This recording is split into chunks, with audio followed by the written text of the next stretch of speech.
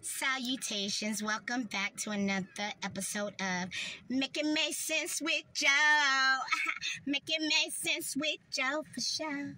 I'm in the building and you already know. Today's topic is: a man is not defined by his gender, or a woman is not defined by her gender, but each are defined simply by character.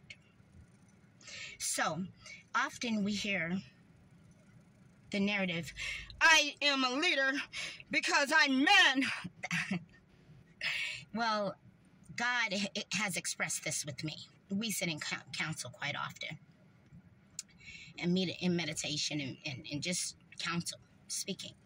And what was discussed with me and what was shared is that things that are innate, and if this was natural and meant to be, you wouldn't fight for the position to be. You would naturally be that. You wouldn't need to subdue and control someone else.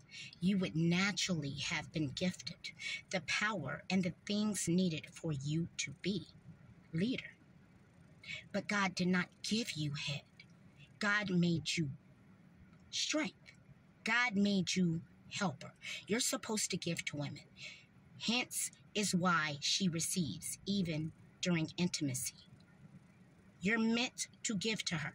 It's why women seek provider out of you. Okay? You're meant to help her, not to control her, not to conquer her, not to subdue her. And if you were meant to be a leader, anything that is meant to be naturally, that it is innate to its sense of existence. So men running around with the ideology that because you have a penis makes you a leader. I'm sorry you have fallen for that foolery. For that is a patriotic patriotic way to look at things. It really is. Okay? It's funny how man can't even be born without the vessel of woman, but he has no regard to her consciousness, her needs, her wants, and or her desires. All he cares is how she can serve him. And that is not the placement of life. God did not intend it like that. That's why this is failing miserably. Most women are unhappy in unhappy marriages, feeling like single wives, because it's more important for a man to make his outside counterparts happy than his wife in his house, which is supposed to be his rightful partner in life. This is becoming rhetorical and redundant at its finest. And if you were meant to lead, it would not be a fight for you to do it. God would have given you the power, the tools, and all things necessary to be a proper leader. However, God will never choose man as lead. Do you want to know why? Come close, you guys. You have two heads.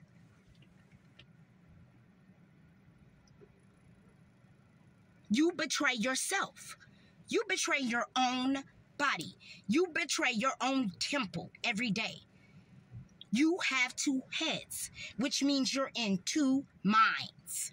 You're not trustworthy to control an entire world. Hence, man and woman are both very accountable for what's existing in this world today. Now, I'm going to give you an example. Women may commit heinous crimes in this world and go to the penitentiary.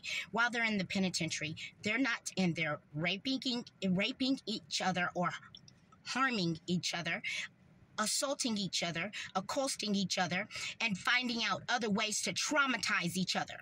That's not what happens. But when men go to prison, that's exactly what happens. The man comes out even more traumatized and criminalized than he went in. So it can't be that man is supposed to be leader, because the only thing you manage to lead us to is destruction, violence, hate, lies, discrimination, racism, classist, fascism. It's all these things are driven from men. Women don't walk around naturally hating things. A woman hates another woman based on a man, usually. Not based on that woman. She doesn't just dislike that woman. She dislikes that woman because her man might act different in front of that woman. And instead of disliking him, because if she dislikes him, then that makes her feel foolish for staying with him. So it's easier to dislike that woman. You have brought nothing but division. And you have brought no plan to bring togetherness. Hence, everybody's like these black men. Oh, Trump, Trump, Trump. Well, I hope that you support him. But it's kind of funny that there are more black men that died under his administration while he was president than since the 1960s and 70s. I'm sure Floyd would be proud of you, and Mike and Trayvon and all the rest of them. I'm sure they're going to be really proud that you're supporting a man that has omitted that he wants to see us go back in history. He said 200, 300 years. Yeah. So where were you then? But in the cotton fields. So I hope you're excited. I hope you're excited about being on the porch with the rifle trying to keep your people down. And you're not made to lead is why you will not lead. And I am omitting that to you. I will never choose another man in my life. But thank you. Thank you for the good lesson to teach me that I need to be conscious and aware.